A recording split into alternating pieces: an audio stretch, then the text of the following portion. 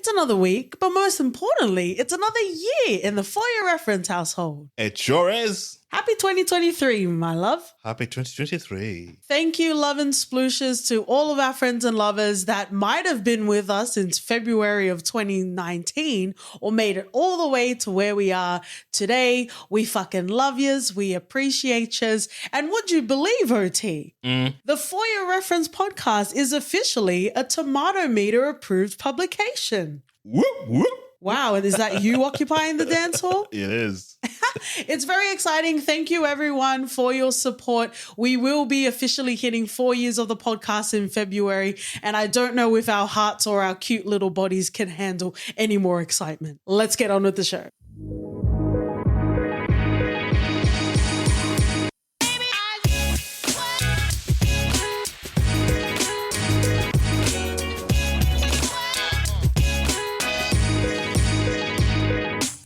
Assalamu alaikum, friends and jalebi baby lovers. Welcome back to the For Your Reference podcast. You got your host, Katie. And Doti.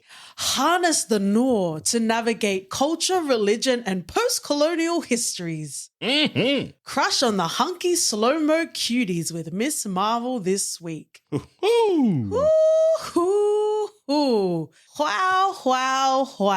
We are kicking off 2023 in the best way possible, friends and lovers. Yes, we are covering Miss Marvel, and we had the pleasure and the opportunity to have a lovely chat with Zenobia Shroff. We sure did. Who plays Maniba. So that interview will be dropping later on in this week. So it's very exciting. We're hitting it in a big way, fam.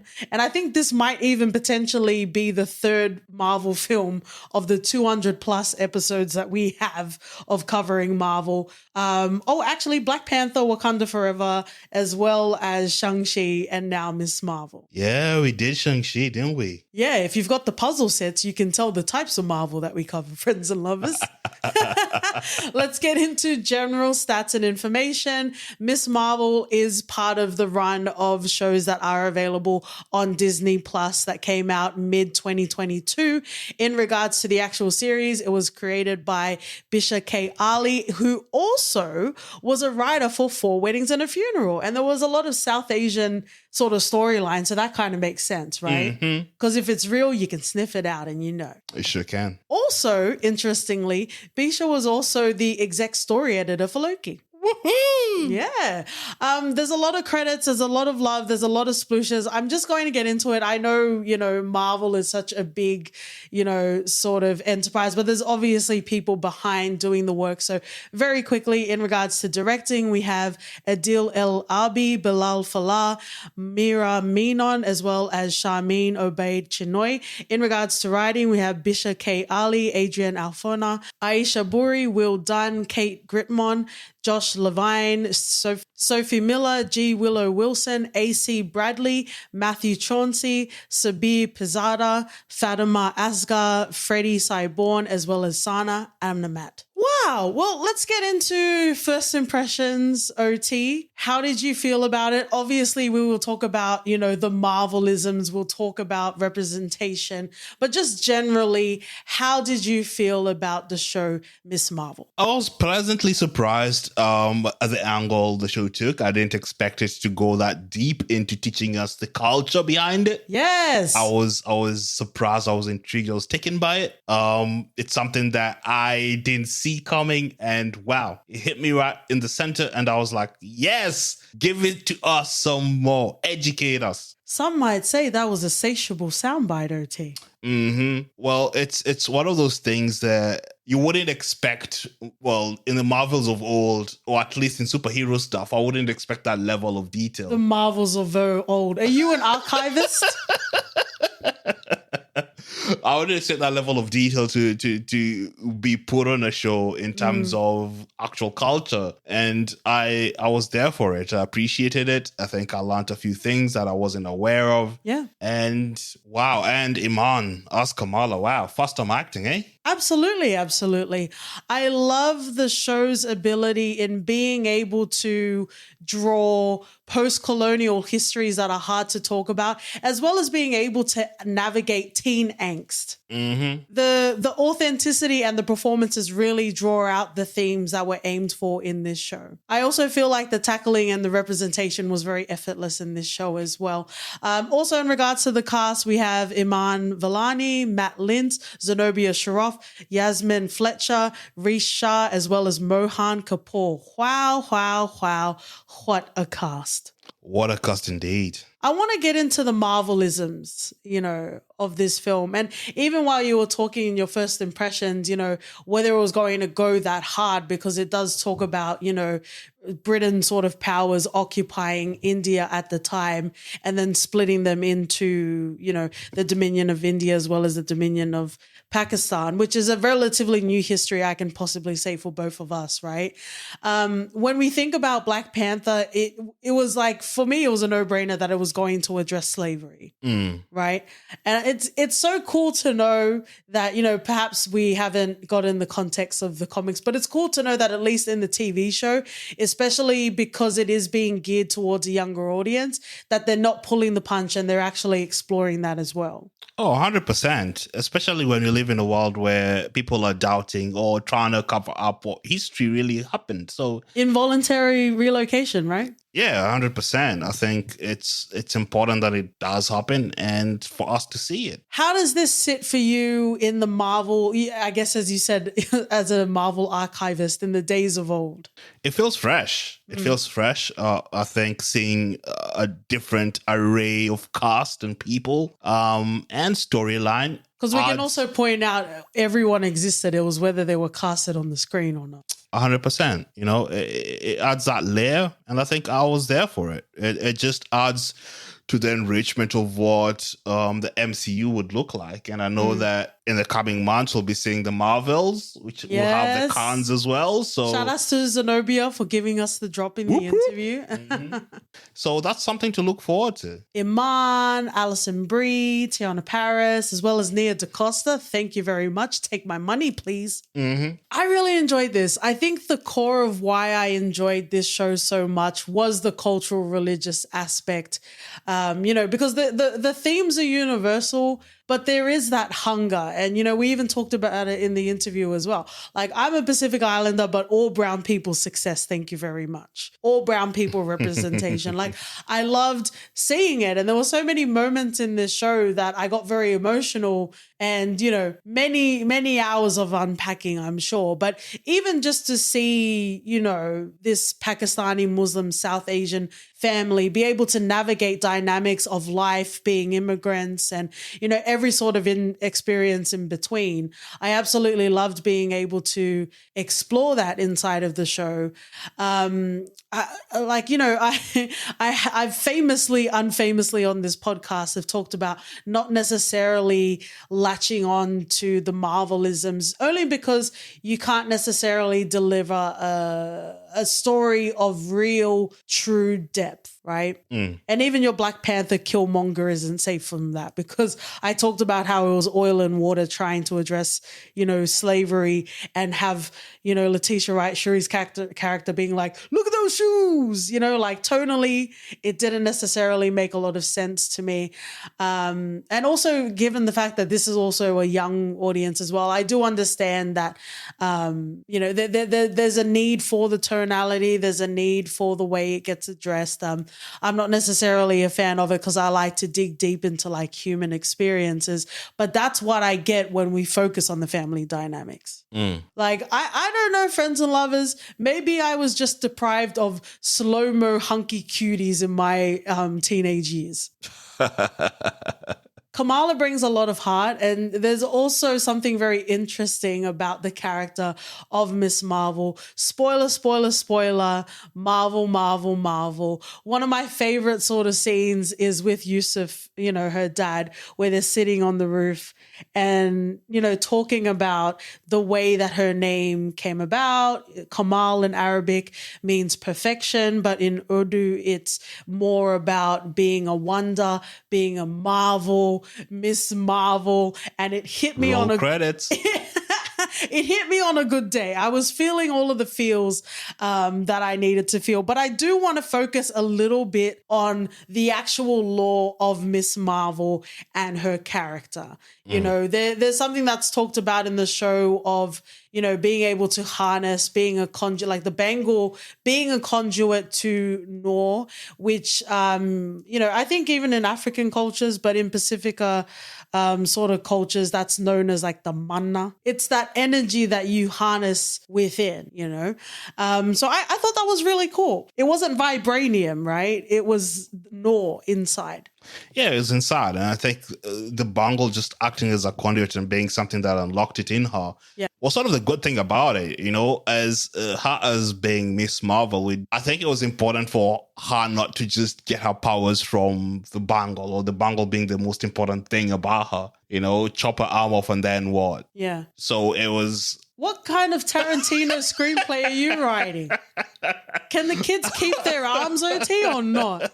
Are you the anti-metaverse? I'm just saying, villains will come here with the same idea. The metaverse gets legs and you remove the arms. Okay. But it's a cool sort of concept. And just seeing it out, how it was all laid out, the CGI looked good. Yeah. You know, it's very colorful. Yeah. Oh, absolutely. Speaking of very colorful, very vibrant, I want to talk about the family dynamics. I loved it. I loved it. You know, friends and lovers, if I can reference, you know, other episodes that we've done, when I talk about, you know, it's real and you understand it, you know, 4 blocks I talk about all the time, because it's the first sort of iteration. And there's also Rami as well, but you know, focusing on 4 blocks, it's the first sort of example that I saw of, you know, a Muslim family and also following them inside of the mosque as well. I think for a lot of us, and speaking for myself, growing up in a Mormon/Christian, you know, sort of community, you're so used to seeing, or even just like on like, you know, American/global cinema, you see a lot of like, you know, inside of the Catholic Church and, you know, that sort of thing. But when it comes to like Muslim representation, there's not a lot of that, right? The ins and outs, the ups and downs inside of the mosque and outside of the mosque. So I do think about 4 blocks, but I also think about Pachinko as well, because like we're talking about, the history, the real history that gets talked about in this show that I thought was very effortless, by the way. I'm sure there are some non-gender film bros that don't necessarily feel the same way, but it felt very effortless in talking about like the post-colonial and like the partition as well. It reminded me of Pachinko. Right. Because you see the melding and the dissonance between identity, ethnicity, nationality, and that sort of thing, right? Yeah. But at the end of the day, we all sploosh at Shah Rukh Khan's altar. Everyone did. Even when they were in the car, Kamala and Haram.Kamran, solid line. Even when they said SRK, I was like, I know who you're talking about. Wow. Look at you. I was this close to following my Indian co-workers when they went to go and visit Shah Rukh Khan when he had an event in Australia, but I didn't. I know you did. There are pictures out there. I might never have come home, OT. Let's explore the family dynamics of the show. You know, far be it from me to focus on the family dynamics and not the Marvelisms or the angsty sort of teenager stuff. But this is really where I found a lot of the interest, especially for me, in this show. I guess let's start with the head of the family. Let's talk about Yusuf. What did you think about the dad? What did you think about him in his Hulk costume, him supporting Kamala and just being that calming presence? He was very different from the mom, you know. Mm-hmm. He was more, weirdly enough, he seemed more understanding and more willing to be go to Kamala's aid, or to listen to Kamala's needs. Mm-hmm. Not that the mother wasn't, just... No, I think it's like a daddy's little girl type thing, Yeah, and that's good to see, especially for an ethnic family, you know, that... Who can relate? Yeah, that means a lot. So seeing something like that build on screen, it creates such a a vibrant, it gives space for Kamala to grow. Yeah, absolutely. And to have a safe landing when everything else goes against her, which we know did and would. Yeah, I absolutely agree. I love that he was there in those moments. The Hulk scene, just very cute. But, you know, there's definitely some, you know, more harder sort of subject matter that gets explored in the show. But like you said, Yusuf, it was like that anchor that Kamala could always go back to. Something that I thought was quite interesting was the relationship between Kamala as well as Muniba, the mom.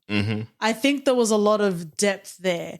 And it was really interesting because I think when we first meet, you know, Kamala as well as Muniba, it's very much set up in a way that you would expect ethnic sort of mother and daughter sort of dynamics or mother and child to go. It's like, do this because I told you to do this. Don't question that. Yeah. And we start to see a departure of that. We start to see a strengthening of understanding who Muniba is beyond being a mother, as well as who she was as a wholly realized character. There was an interesting line that I just want to talk to for a bit, where Muniba's talking to Kamala and they're in the bathroom, and I think this is what the first sort of breakthrough sort of scenes that we see between the two of them. And Muniba, you know, she's like, who do you want to be? Do you want to be the head on the shoulders person that we raised you to be, or you want to be a head in the cloud sort of person? And for most cases, we know what is chosen for us. Yeah. All right. That is correct wording. Yeah. Yeah. And this is a weird thing because Muniba and Kamala have this, you know, you could tell Muniba will be the disciplinarian in the household. Yeah. But she still was willing to, you know, give ear to Kamala. Yeah. And to listen to, you know, when Kamala was trying to express herself and say, oh, we need to go to Pakistan so that we can learn more about, you know, even if it's the grandmother asking them to go there, you know, many a times you'd get, nah, we're not doing that. You know, you have school, you have studies, you have whatever. So it was intriguing to see how paving way for Kamala to, you know, go to Pakistan, or even at the plane, or what the other plane is. She's like, let's call it a truce. You know, no one wants to be in the middle seat, by the way. Yeah, that's some weird ass booking. I wouldn't if I'm But traveling. also, airlines are trying to do like middle seat lotteries so they can try and entice people to sit in the middle seat. But that's kind of on you, bro. I would never, man. I'd rather walk. Unless you were doing your own film and it was a rom-com and you were running to the airport and that was the only possible seat, that's on you. We don't feel bad for you if you sit in the middle seat of an airplane. Not even. Me with my long ass legs, I would not fit there. So, but to go back to that scene, I feel like there was an extra layer there because when Muniba was talking to Kamala, there was a certain sense of experience and wisdom and knowledge in that even if Muniba agreed with Kamala, she's like, but this is the world we live in, my love. You know, like you kind of need to pull your head in. Yeah, there has to be that acceptance that we can all have our heads in the cloud, but reality does bite back. And when it does, it's not that you're all shocked and perplexed that, oh, this shit happened. Yeah. You're prepared for that. And you know, at least you have people around you that could carry you through. You know what I also really liked about this show? Usually in these sorts of shows, you never see the parents again. But again, because a lot of the quality comes from the family dynamics, Muniba is very much involved in the shaping of Miss Marvel. Even a bigger involvement than Aunt May with Spider-Man, I'd say. Wow, look at you with your references. How's Tobey Maguire doing? Is he still good? Oh, yeah, it's only Spider-Man, we know. He's still rolling down the street? Yep.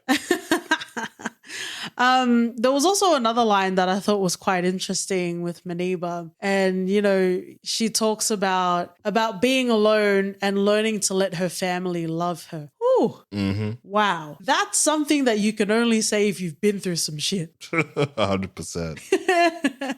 But again, it adds more layers and understanding, you know, who she is. And, you know, you made a joke while we were watching, but it actually made me think maybe it did skip a line. Do you think the North skipped a line? Or do you think Muniba has the potential to harness that? I don't know. It just seemed like the grandmother was like, yeah, I'm not going to, you're not going to get anything from this. But if it's already innately in you. Yeah, maybe it's within us somewhere. What did you think about Kamala? You know, the story, and, you know, the brother Amir talked about every Pakistani's got a partition story, right? And they were talking about Sana, they were talking about the grandmother, and they were talking about the great-grandmother Aisha as well, right? How do you feel that a story that's so integral to the family, that a person that actually saved the grandmother was Kamala? It was like an Ant-Man time loop. Oh, a lucky time travel. Oh, okay, yeah. I don't know why I went for the lower hanging Ant-Man fruit.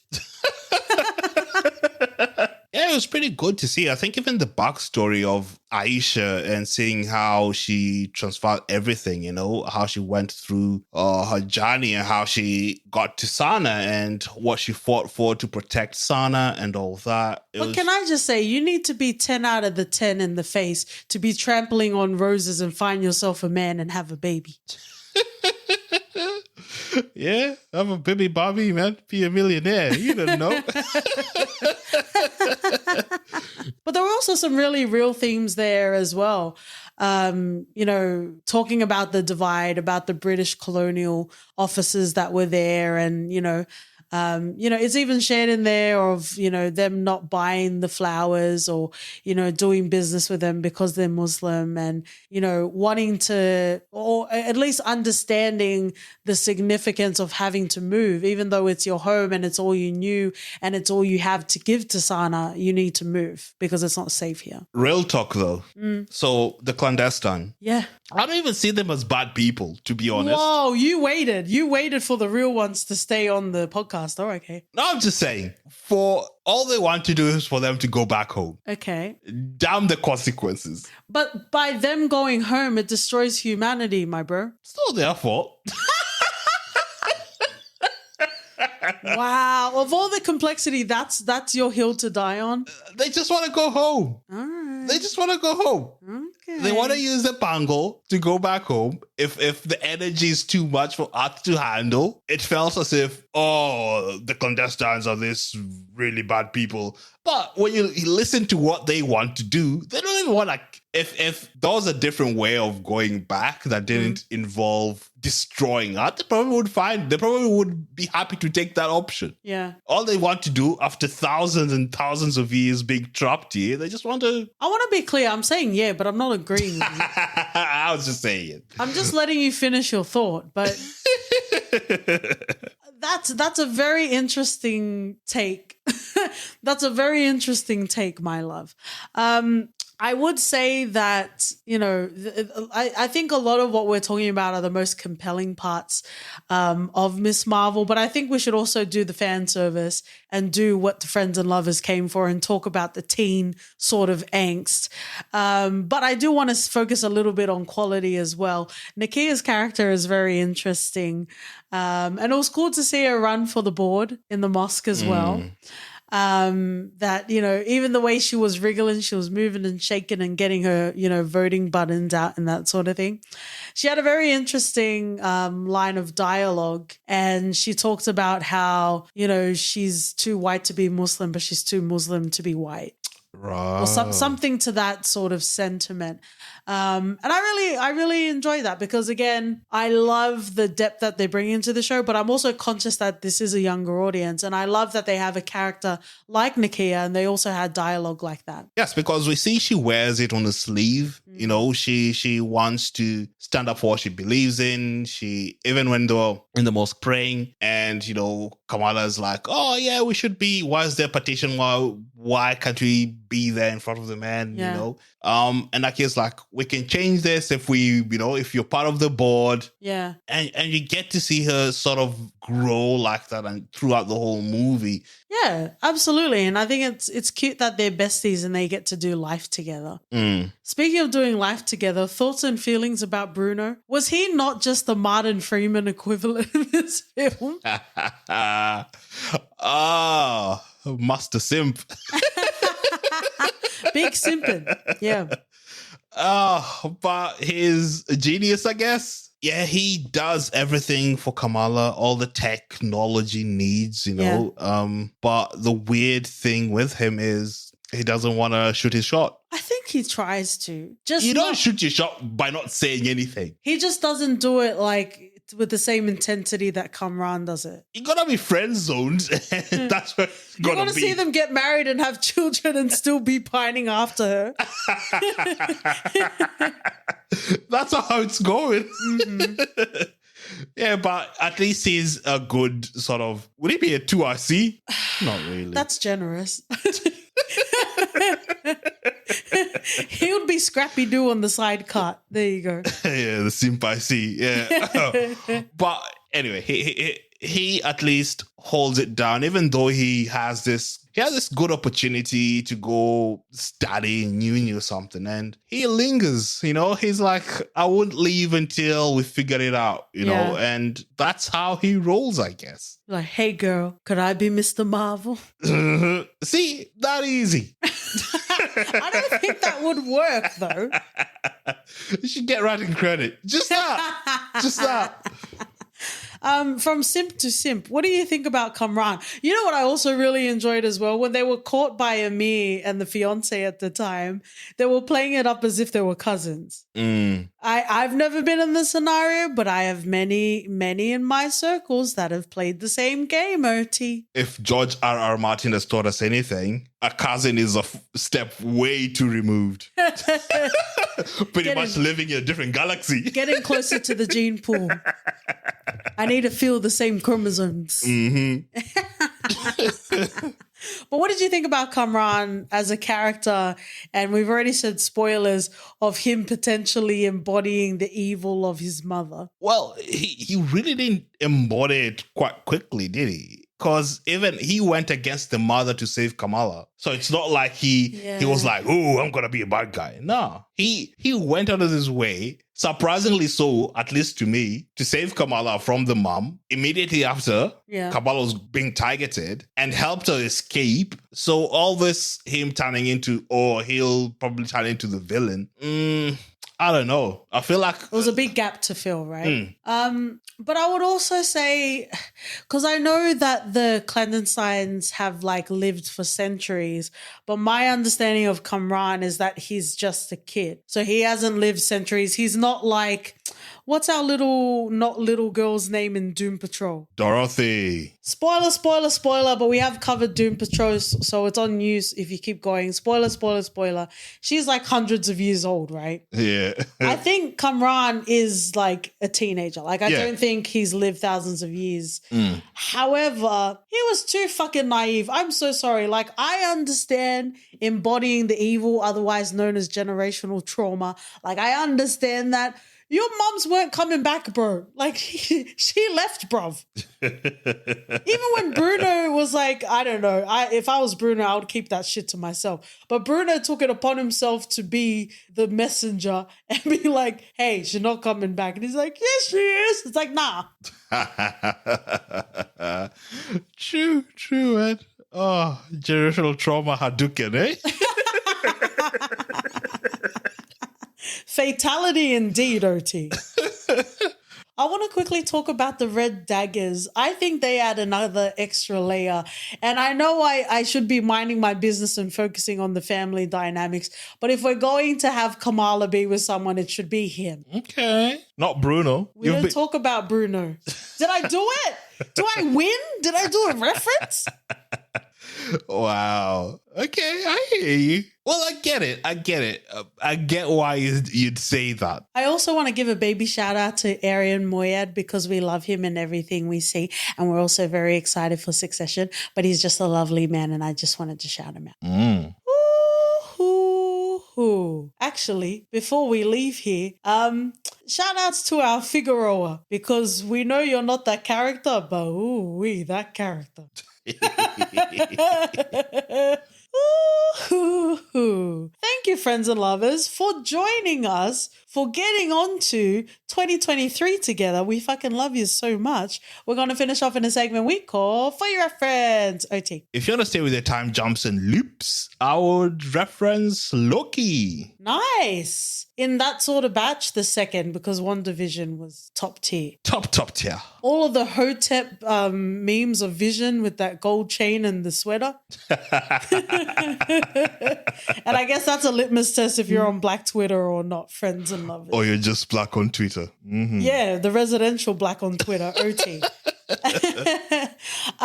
We had such a lovely, beautiful chat with Zenobia, and it was so nice to revisit the Big Sick. So I will reference the Big Sick, Kamal Nanjiani as well, crossing over into Marvel with the Eternals and all of that. And not Chippendales. That was some shocking stuff. Oh, very excited to talk about the Chippendales. If you would like to see where OT chips his Dale on Twitter and Instagram, we're at For Your Record. Write us an email at hello@podcast.com. We're also on, catch us on Tomato Meter Approval Criteria podcasts if you like to leave a rating and review. And we'll see you guys next week. Tomato Anchors! Bye.